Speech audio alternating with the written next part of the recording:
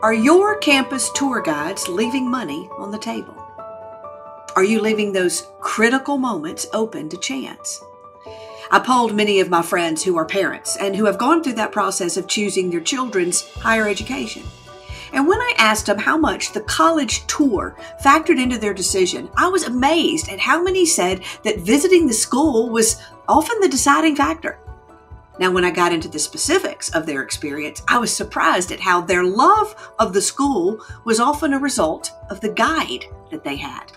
One person told me, that school became number one on our list of schools with equal features because the tour guide we had took the time to talk to my child, see what his interests were, show him how he could relate himself to what we were looking for based on his own personal experience, and pointed out parts of the campus that were going to be the most interest to us. We fell in love with the school because we fell in love with the guide. Now, what my friend did not realize, and quite possibly not even the guide realized, was that their campus experience was a perfect illustration of my persuasion principle. I mean, that's a philosophy I teach to people in, well, really any industry, that they can take to any moment of persuasion and create a connection that makes them fall in love with you, the brand, and their place in it. I wonder if the tour guide was naturally good at what he was doing, instinctively knew how to connect, or had been trained. You see, I think the chances are good that most tour guides aren't like this, that most of them are simply making the mistake of delivering the information and answering questions, which is just data, and it has no emotional ability to persuade. My gut tells me, well, and my friends who went on tours where the guide was not great, that most moments like these are left to chance. And not just on campus tours, by the way. I think most moments like this in many business scenarios are left to chance. People by nature tend to rely on data to communicate their product and service. And because data does not persuade, they leave money on the table. If this is you, here's a set of easy steps to apply my persuasion principle to your moment of impact.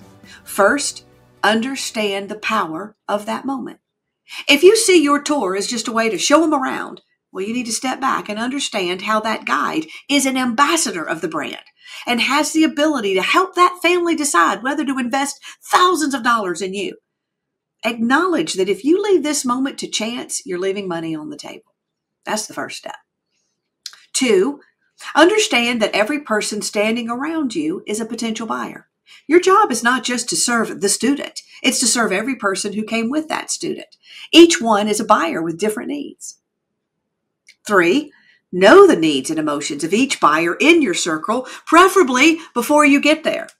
Have some idea of how to gather that data you need on those individuals ahead of time or even in the moment to help your guide know how to speak to their individual needs, desires, and emotions.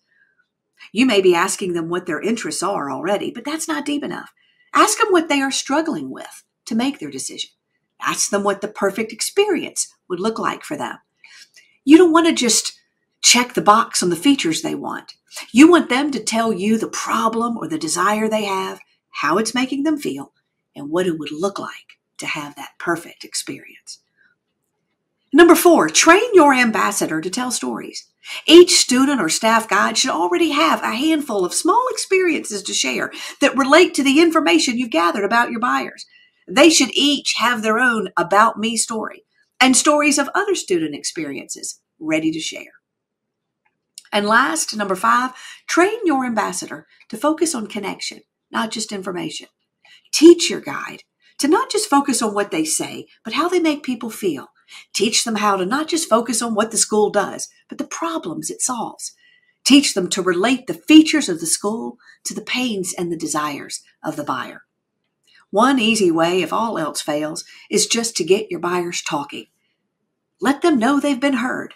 Your job is not to show them around, but help them solve problems or reach their ideal experience.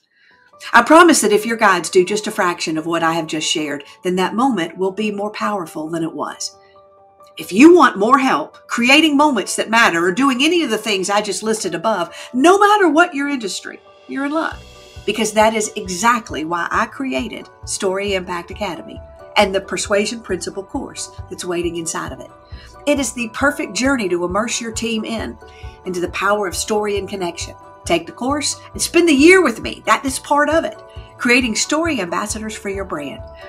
For details, go to storyimpactacademy.com. And as always, if you want me to come kick off the concept live in a keynote or a workshop, just say when.